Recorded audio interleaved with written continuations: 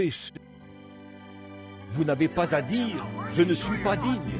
Bien sûr que vous ne l'êtes pas. Vous ne pourriez jamais l'être. Mais quelqu'un qui était digne a pris votre place. Vous êtes libre. Vous n'avez plus à errer.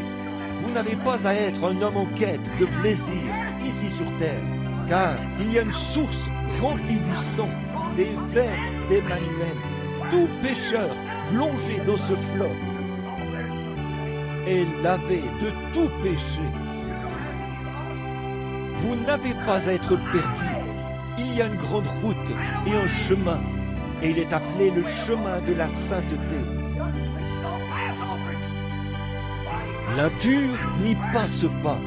En effet, il passe d'abord par la source, après quoi il s'engage sur la grande route. Il a brisé les pouvoirs de Satan. Il a ouvert les portes de la prison du séjour des morts à chaque homme qui était enfermé sur cette terre, dans les prisons, qui craignait le moment de sa mort, ce que la mort lui réservait. Sur le calvaire, il a ouvert les portes des cellules et il a mis en liberté tous les captifs. Vous n'avez plus à être ravagé par le péché. Vous n'avez plus à livrer vos membres au péché, de boire, de fumer, de jouer à des jeux d'argent, de dire des mensonges. Vous pouvez être honnête, juste et droit. Et Satan ne peut rien y faire, parce que vous avez saisi une corde de sécurité, qui est ancrée dans le rocher des âges. Aucune secousse ne peut vous en détacher, aucun vent ne peut vous en détacher, rien du tout, pas même la mort elle-même, ne peut nous séparer de l'amour de Dieu qui est en Jésus-Christ. Voilà ce que le calvaire a signifié. Les hommes qui étaient dans l'esclavage ont été libérés. Les hommes qui autrefois vivaient dans la crainte de la mort peuvent ne plus craindre la mort. Un homme qui désire ardemment une cité dont l'architecte et le constructeur est Dieu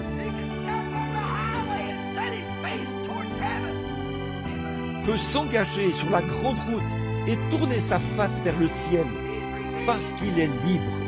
Alléluia, il est racheté. Il n'a plus besoin d'errer car il y a un moyen de savoir si on est dans le vrai ou pas. Dieu nous donne la vie. Nos péchés ont disparu. Ce jour-là au calvaire a payé le prix.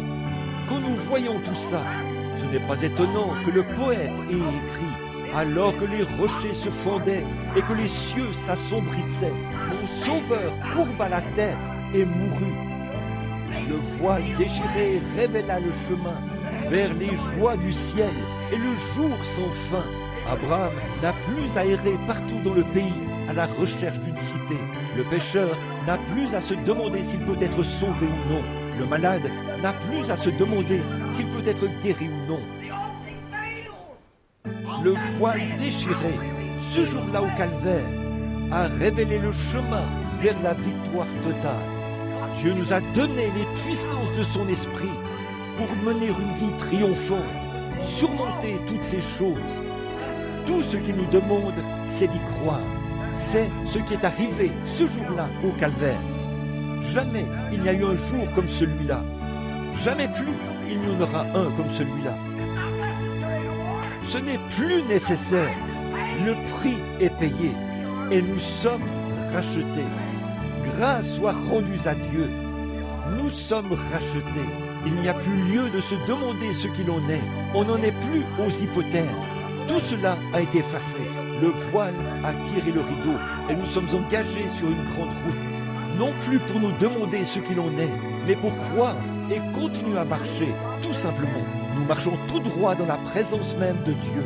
Abraham savait et d'autres savaient, là, pendant qu'il cherchait une cité. Il savait qu'il venait de quelque part. Quelque chose était arrivé. Il vivait sur une terre paralysée.